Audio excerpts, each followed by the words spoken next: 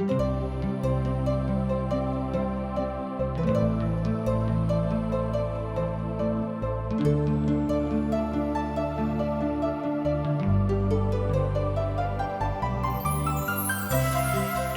India द्वारा प्रस्तुत आशक इजोत में अहाँ के स्वागत अछि। यह कार्यक्रम हमरा के एकटा अवसर प्रदान करैत छै कि हम बाइबल सँ जुड़ल चीज के अध्ययन क सकी आ यह जानू कि हमरा जीवन के लेल परमेश्वर के इच्छा की अछि। ई उद्देश्य के संग हम यह कार्यक्रम अहाँ के लेल प्रस्तुत क रहल छी। कृपया क देखू आ सुनू ताकि परमेश्वर अहाँ के जीवन के मार्गदर्शक ठहरे।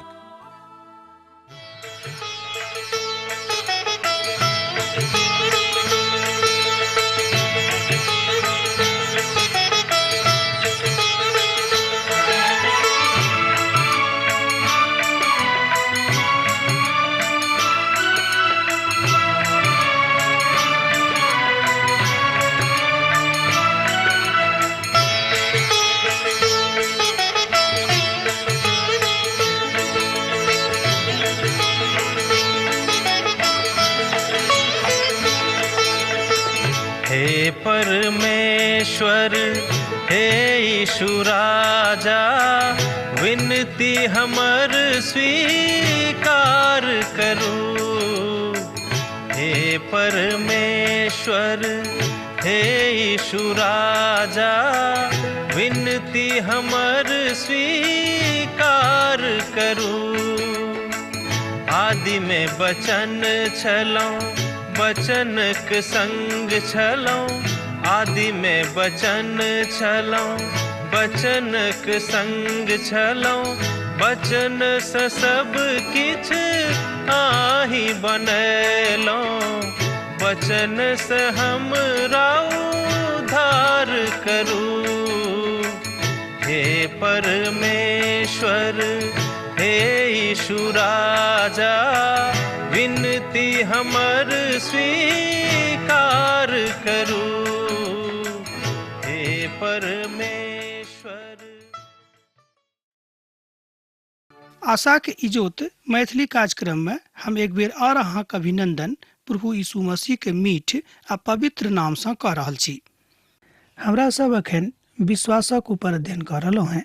दोसर गप में हमरा सब अखन इब्रानियों पोथी तकर 11वां अध्याय के अध्ययन कर रहल छी। आजुक दिन हमरा सब एही पोथी के एही अध्याय के 21 पद से ल क 30 पद धरि देखब। अब हमरा सब एठाम एकटा रंगीन मनुखक लग में आबि गेल छी। विश्वासक द्वारा याकूब मरैत काल में यूसुफक हरेक पुतक आशीर्वाद देलनि और अपन बकरी ल क मुठक सहारा भूमि पर जाकर परमेश्वरक आराधना कैलथि। इब्रानियों पोथी 11 अध्याय तकर 21 पद एहि बातक कहैत अछि। याकूब अपन विश्वासक जिंदगी अपन पिता, अपन पुत और अपन पोताक संगे मिला क जियने छलाह, अर्थात जीवित रहल छलाह। जँ अहाँ याकूबक जिंदगी के बड़ नजदीकी सँ अध्ययन करब तऽ पाएब जे ओ बड़ पक्का विश्वासी आरंभ में नहीं छलाह। ओ अपन दुनू पुतक अपन हृदय सँ विश्वास सँ आशीर्वाद देलाह। ओ आराधना कैलाह और अपन आराधना में प्रभु में बड़ नीक गाथा के लऽ कऽ ओ बाजने रहथि जे हुनक गाथा का स्पष्ट करैत अछि। एहन बहुत किछ अछि जाहि बातक हमरा सब याकूबक जिंदगी सँ सीख सकैत छी। ओ मनुखक स्वभावक एक बड़ नीक उदाहरण छलाह। ई तऽ हुनक अनुग्रह छलनि, किनक तऽ पिता के जाय कारणे हमरा सब बचावल गेलहुँ हैं। आ जँ परमेश्वर अनुग्रह नहीं कने रहतिक तऽ कहियो याकूबक जिंदगी में शांतिक बरखा नहीं होतिक। हुनका लग कोनो मानवीय बुद्धि नहीं छलनि जाय कारणे हुनक बड़ाई कैल जा सकैछ। मुदा ओ तऽ मसीहक तस्वीर के अपन जिंदगी में देखाबैत छथि, राखैत छथि। हमरा हाथ में किछ नहीं अछि, बस हुनक हाथ में अछि जे क्रूस पर हमरा सभक लेल जान देने छथि। हम लटकल रहैत छी किएक तऽ प्रभु एकटा महान दासक जकाँ ओतऽ छलाह। ई मनुख याकूबक मानवीय स्वभावक एकटा मूल वचन अछि। एहि संदर्भ में हमरा सब मनोविज्ञानक के महान बातक सीखै छी। आर बुझे छी ओ अछि माता पिता के देखरेख, स्वाभाविक देखरेख और बादक बाद में जे किछु होइत अछि तकर देखरेख। और ई सब मनुखक जिंदगी के बड़ सकारात्मक विधा में आबैत अछि जे मनुखक आगाँ लऽ जाइत अछि बा स्पष्ट रूपे मदद करैत अछि। मनोविज्ञान और मनोवैज्ञानिक नेनहाक जन्म होइते पूर्व में बहुत कालक एहि विषय में अध्ययन कयने छथि और बतौने छथि कि माय बाप नेनहाक जन्म से बड़ आनंदित होइत छथि आ जहन नेनहा बढ़ैत अछि बात से बड़ नीक होइत अछि आ जहन ओ नेनहा बढ़ के एकटा नीक मनुखक रूप में परिवर्तित नहीं होइत अछि तहन माता पिता बड़ दुखी भऽ जाइत छथि। ई एकटा सामान्य मनोवैज्ञानिक अध्ययन अछि जे हमरा सब गांव में समाज में सब ठाम देखै छी। जन्म लय से पूर्व आ जन्म लेलाक बाद आब एहि संबंध में याकूबक जिंदगी के विषय में की कहल जाइत अछि। बाइबिल बताबैत अछि जे एसब और याकूबक बड़ संघर्ष केने छलाह। ओ अपन मेघ संगे बड़ संघर्ष केने रहथि आ दुनू ई केओ दिस नहि छलाह। मेघ ध्यान बेसी हमरा ऊपर होइक ई जन्मक काल में संघर्ष केने छलाह। ओ आखिरी में एहि बातक स्पष्ट कऽ दैत छथि। अपन पैघ भाई के एड़ी के पकड़ि कऽ ओ एहि संसार में आयल रहथि आर ओ तऽ वह छलाह जे जिंदगी के विषय में कहैत अछि आ बाद में ओ परमेश्वर हुनका जिंदगी में आबैत छनि ओहि काल में नहि, अर्थात बदला लेबे में ओ बहुत नीक छलाह। तैं याकूबक दोसर नाम धोखा देबऽ वाला कहल जाइत छनि, धूर्त कहल जाइत छनि। पवित्र पोथी बाइबिल एहि बातक गवाही दैत अछि। कालांतर में जहन हुनका जिंदगी में मसीह के आगमन भऽ जाइत छनि आ प्रभु हुनक हृदय के विश्वास सँ भरि दैत छथि तहन हुनका जिंदगी में जे स्वभाव रहनि धोखा देबऽ वाला से हुनक जिंदगी से बाहर भऽ जाइत अछि। ओ अपन पिता के धोखा देने रहथि। याकूबक लेल परमेश्वरक आशीष रखने छलाह मुदा ओ बाट नहि जोड़ि सकलाह। ओ अपन भाई एसबक रूप धारण कऽ कऽ ओ अपन पिता के धोखा दऽ देलनि। एसबक एहि दुआरे अपन घरक घर के छोड़ि कऽ जाय पड़लनि किएक तऽ ई बात ओहि शर्त में रहैक। हुनक आदत सर्वदा एहि तरहक रहनि। एहि तरह अहाँ बाजि सकलहुँ हँ कि एहिठाम हमरा सब एकटा मनुष्य जाति के मनोवृत्ति के अध्ययन कऽ रहल छी।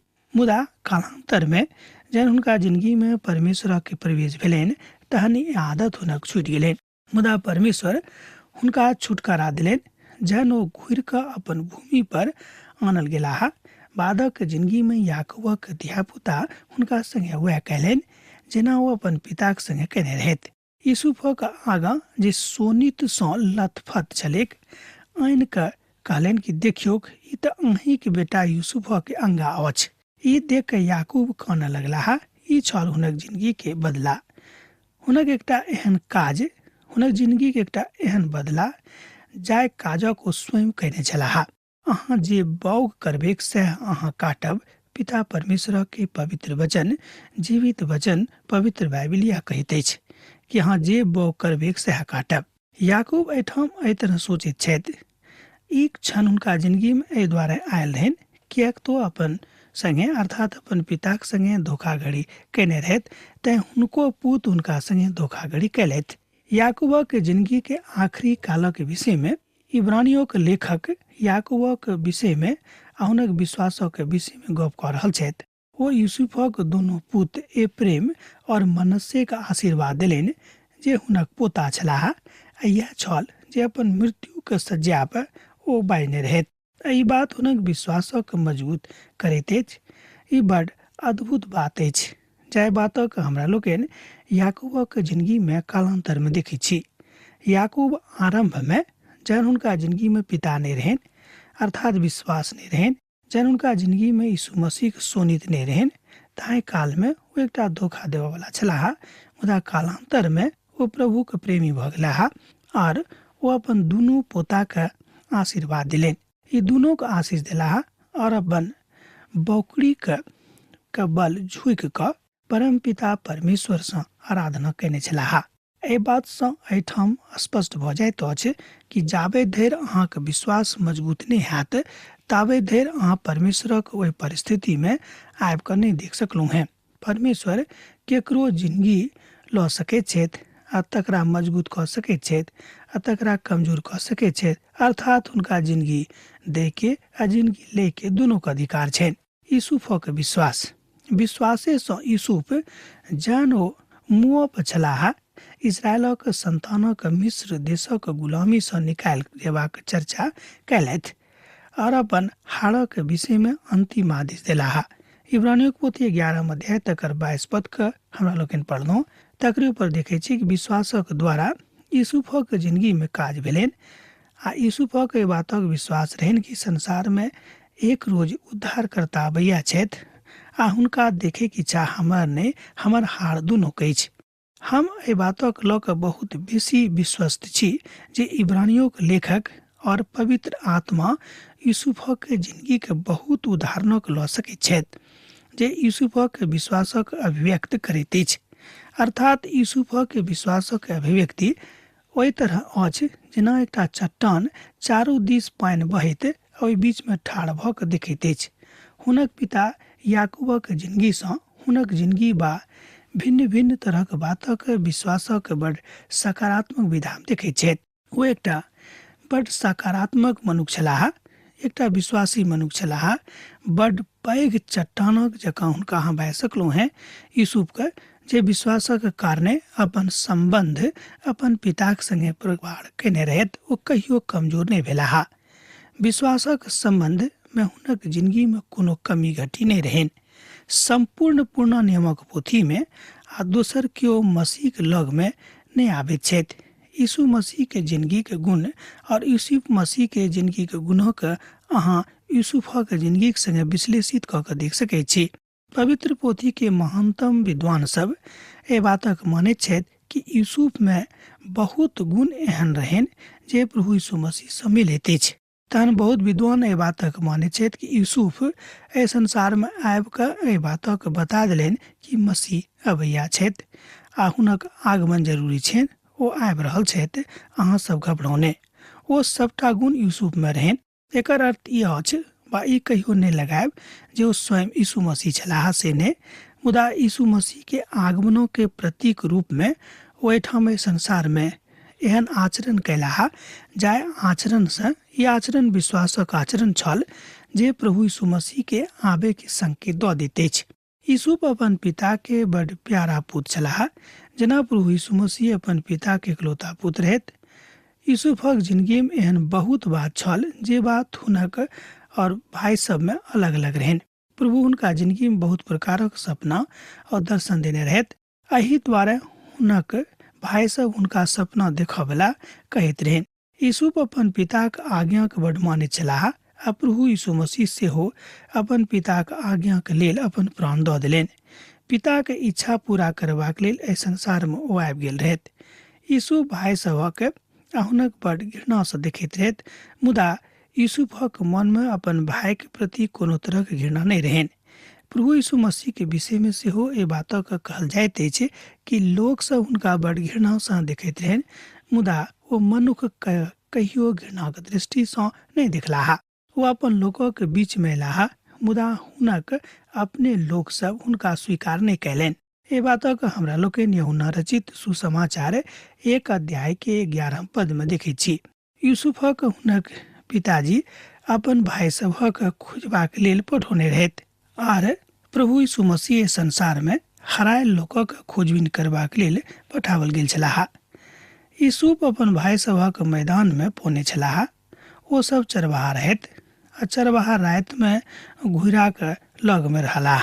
आ जहन प्रभु यीशु मसीह के जन्म भेलनि, ई रातिक काल छल आ हुनक भाई सब यूसुफक तत्कालीन लोकक रूप में देखैत गेल छलै आ मारपीट केने रहथि। एहि तरह हमरा लोकनि देखैत छी कि प्रभु यीशु मसीह के लोक सेहो बड़ मारपीट केने रहनि आ हुनका नहीं चिन्हलनि आ हुनका मारि देबाक उपाय लगौने रहथि। यह बात ठीक प्रभु यीशु मसीह के संगे होइत हमरा लोकनि देखैत छी। यूसुफक दास बने के अवसर भेटलनि आ ओ दास बनि गेलाह आ प्रभु यीशु मसीह सेहो 30 बरख धरि एहि संसार में आबि कऽ दासक जकाँ छलाह। कालांतर में जहन हुनक उम्र 30 बरखक भऽ गेलनि, तहन ओ पिता के काज आरम्भ कयलथि आ एहिके बादो ओ अपन पिता के दासेक जकाँ एकटा नीक पुतक जकाँ सेवा कयलथि। हमरा लोग जाने छी कि प्रभु यीशु मसीह के 30टा सिक्का के लेल लोग बेच देने छलेक। यूसुफक अंगा सोनीत सँ डुबावल गेल छलाह आ सिपाही सबक हमरा लोग जाने छी जे ओहो सब प्रभु यीशु मसीह के मारि मारि के हुनक अंगा के सोनीत सँ खूब डुबा देने रहन। एहि तरह हमरा लोग देखे छी कि दोनों के जिंदगी में बहुत की समानता छनि। यूसुफ के मिस्र में बेचल गेल रहन आ जतऽ परमेश्वर हुनका बचेबाक लेल उठौने रहथि। ई सांसारिक रूप में छल। प्रभु यीशु मसीह के सांसारिक बातक लग में आबे ध्यान देबाक रहन, कियाक तो संसारे के उद्धार करबाक हेतु एहि संसार में आयल रहथि आ संसारक उद्धारकर्ता बन के प्रभु यीशु मसीह परीक्षा शैतान हुनको नेने रहन आ यूसुफक परीक्षा सेहो महारानी नेने छली। ओ तऽ एहि तरह देखाओल गेल छथि जे शैतान हुनक परीक्षा लेलनि आ यूसुफ के परीक्षा सेहो शैताने दोसर रूप में लेलनि। वो यहूदी और गैर यहूदी दोनों को उद्धारकर्ता बन के एहि संसार में आयल छलाह। आ जहन यूसुफ राजगद्दी पर छलाह ओ रोटी दैत रहथि। यीशु जिंदगी के रोटी देलखिन, अर्थात ओ यीशु मसीह जिंदगी के रोटी बन के संसार में हमरा सबक सन्मुख में विराजमान भेलाह। आ जहन यूसुफ मिस्र में छलाह ओ एकटा गैर यहूदी कन्या सँ बात केने रहथि। प्रभु यीशु मसीह अपन लोकक रोटी दऽ रहल छथि आ बात कऽ रहल छथि कि जिंदगी के रोटी तऽ हमही थिको हैं। जँ हाँ हमरा ऊपर विश्वास करब तऽ अहाँके कहियो रोटी घटी नहीं होत। यीशु अपन लोकक के बीच में बड जानल जेताह और अपन जानबा के कारणे लोग हुनका से ईर्ष्या करनाइ आरंभ कऽ देतनि। यह बात यूसुफक जिंदगी में होइत अछि। बड रुचिकर बात यह अछि जे सपना यूसुफ देखने छलाह ओहि सपना के ऊपर विश्वास केने रहथि आ जे देखने रहथि सपना में ओहि सबटा बातक ओ अपन विश्वासक द्वारा मानने रहथि आ ई सबटा बात हुनका जिंदगी में पूर्ण भेलनि। एहि तरह अहाँ बाजि सकलहुँ हैं कि प्रभुक लोक अतेक विश्वासी रूप में रहैत छथि कि एहि बात से प्रभु के बड़ प्रसन्नता भेटैत छनि कि हुनक लोग विश्वास में मजबूती के साथ आगाँ बढ़ि रहल छथि। ओ परिस्थिति सँ नहि कहियो डेरेलाह आ नहि डेरायल छलाह आ प्रभु यीशु मसीह सेहो कोनो तरहक परिस्थिति सँ नहि डेरायल छलखिन। प्रभु हुनक सपना के पूरा कऽ देलनि। संभव अछि कि अहूँक सपना के परमेश्वर पूरा करताह, मुदा अहाँके अपन विश्वासक जिंदगी में खूब मजबूती के साथ आगाँ जेबाक अछि। एहि बातक उदाहरण अहाँ देख सकैत छी उत्पत्तिक पोथी तकर 50 अध्याय आ तकर 25 पद में। कियाक तऽ अपन काल में यूसुफ देशक राष्ट्रीय लोग बन गेल छलाह, नायक भऽ गेल रहथि। दोसर गप में यूसुफ के परमेश्वर राष्ट्रीय नायक बना देने रहन। मुदा कालांतर में ओ और एकटा घटना घटित अछि जे ओ नया राजा के रूप में लोकक सन्मुख में आबैत छथि आ नव राजा आबि जाइत अछि आ नव फिरौन हुनका नहि चिन्हैत छथिन। नव फिरौनक अर्थ भेल नव राजा। ओ एहन एकटा फिरौन छथि जे यूसुफक नहि जानैत छथि। आ जहन इसराइली के धिया पुता मिस्र में छोड़ के बातक गेल छलाह तहन हुनको लोग चिन्हनाइ छोड़ि देने रहन आ हुनक दुर्गति मिस्र में भऽ गेल रहन। ओ हुनक लऽ कऽ अर्थात सदोम में जाकऽ गाड़ि देने रहन जे एहि तरह के बातक गवाही दैत अछि। एहि तरह हमरा लोग देखै छी कि यूसुफ अपन विश्वासक कारणे अखनो जानल जाइत छथि, सब दिन जानल जेताह जाबे धरि पिता परमेश्वरक जीवित वचन एहि संसार में प्रभु रखने छथिन। हमरा लोग मूसा के विषय में जानै छी, हुनक विश्वासक विषय में सेहो बहुत की जानै छी। आओ आजुक दिन में की जानब। अब हमरा सब ओहि काल में जाइत छी जहन इसराइली सब मिस्र में गुलामी में छलाह। मूसा विश्वासक बलिदान चढ़ाबैत छथि। विश्वासे सँ मूसा के माता पिता हुनका उत्पन्न भेलाक 3 मास धरि लुका के राखलखिन, कियाक तो देखलाह जे नेना नीक छथि आ ओ राजा के आज्ञा सँ नहि डेरौलिथ। इब्रानियों के पोथी 11 अध्याय तकर 23 पद में एहि बातक बतावल गेल अछि। मूसा के माता पिता ईश्वरवादी छलाह। ओ परमेश्वरक लेल वास्तविक निर्णय लेबऽ वाला लोग छलाह। मूसा के जन्म में विश्वास बड़ क्रियाशील छल। ध्यान देबै, मूसा के जन्म में विश्वास बड़ क्रियाशील छल। विश्वासे सँ मूसा सियाना भेलाक बादो फिरौनक बेटी के पुत्र होयबा से इनकार कैलाह। मूसा के पाप में कनेक दिन मुख सुख भोगवा सँ परमेश्वरक लोकक संगे दुख भोगनाय नीक लागलनि। इब्रानियों पोथी 11 अध्याय तकर 24 पद आ 25 पद एहि बातक कहैत अछि। हमरा संगे देखियौ, विश्वासे सँ मूसा सियाना भेलाक बादो फिरौनक बेटीक पुत होयबासँ इनकार कयलाह। मूसाक बाबेमे कनेक दिन सुख भोगैसँ परमेश्वरक लोकक संगे दुख भोगनाय नीक लागलनि। हमरा सब कठिन परिस्थितिके देख कऽ अपन विश्वासक छोट कऽ दैत छी आ झूठ बजनाय आरंभ कऽ दैत छी। सोचैत छी चलू जँ झूठ बाजि देब तऽ हमरा सभक कने कालक लेल सुख भऽ जायत। मुदा मूसा एहि तरहक कथा नहि कयलथि, किएक तऽ राज प्रासादमे लालन पालन भेलाक बादो ओ परमेश्वरक लेल दुख भोगनाय नीक बुझलथि। हमरा लोकनि जनैत छी कि कनानक बाटमे जहन मूसा इस्राएली सबके ओहिठामसँ अर्थात मिस्रसँ कनान लऽ कऽ चललाह तऽ बाटमे हुनका कतेक कष्ट भेल रहनि, पानिके, खायके, पियेके, रहैके, हर तरहके। मुदा ओहि 40 वर्षक बाटमे ओ कहियो अपन पिताक विश्वाससँ नहि डगमगेला, अर्थात हुनक विश्वास कमजोर नहि पड़लनि।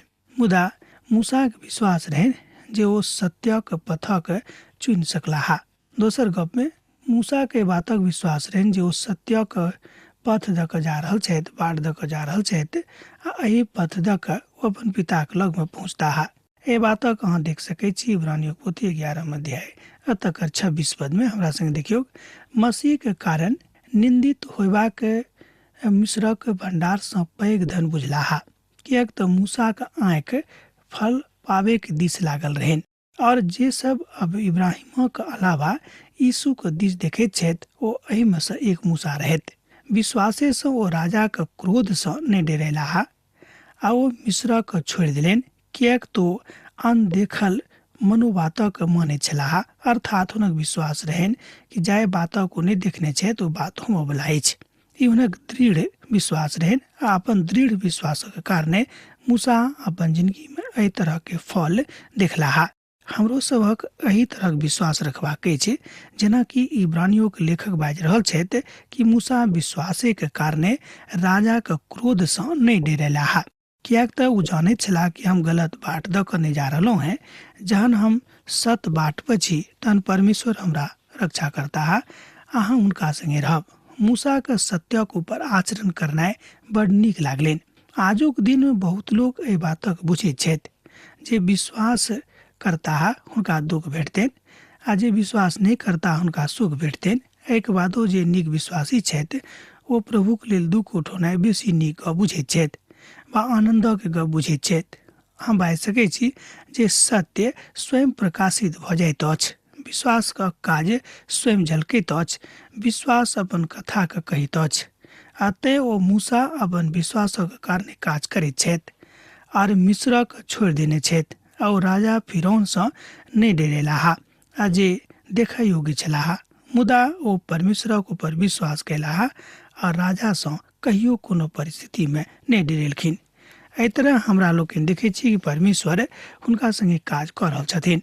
इब्रानियों पोथी 11 अध्याय तकर 28 पद एहि तरह कहैत अछि, विश्वासेसँ मूसा फसय और सोनी तक छिड़कनाय आ मानला जे पहिलौठाके नाश करयवला दूत इस्राएलीके नाश नहि करैक।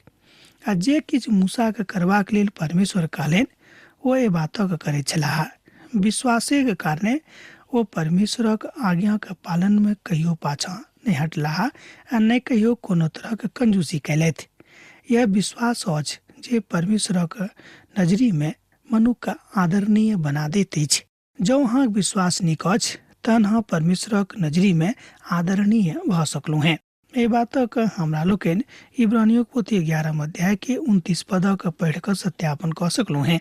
विश्वासेसँ इस्राएली लाल समुद्रक पार उतरि गेलाह, जेनाकि सूखल भूमि पसँ, आ मिस्री सब एहन करऽ चाहैत छलाह तहन ओ डूबि गेलाह।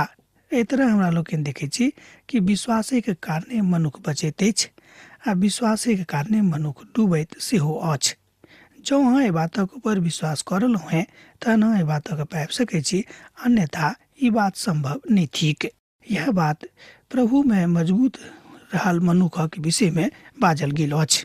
एहि तरह हमरा लोकनि देखैत छी कि एहिठाम इस्राएलीके विश्वासक विषयमे देखावल गेल वह विधा थिक। यह विश्वास में मनुखक मजबूत करैत अछि।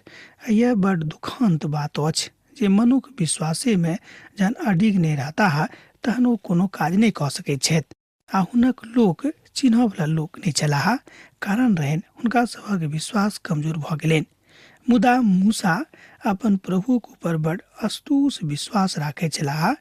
मूसा आगाँ कोनो काज अपन प्रभुक आज्ञा के बिनु नहीं करै छलखिन, कियाक ने हुनक लोग हुनका से बहुत बेसी नाराज भऽ जाइन।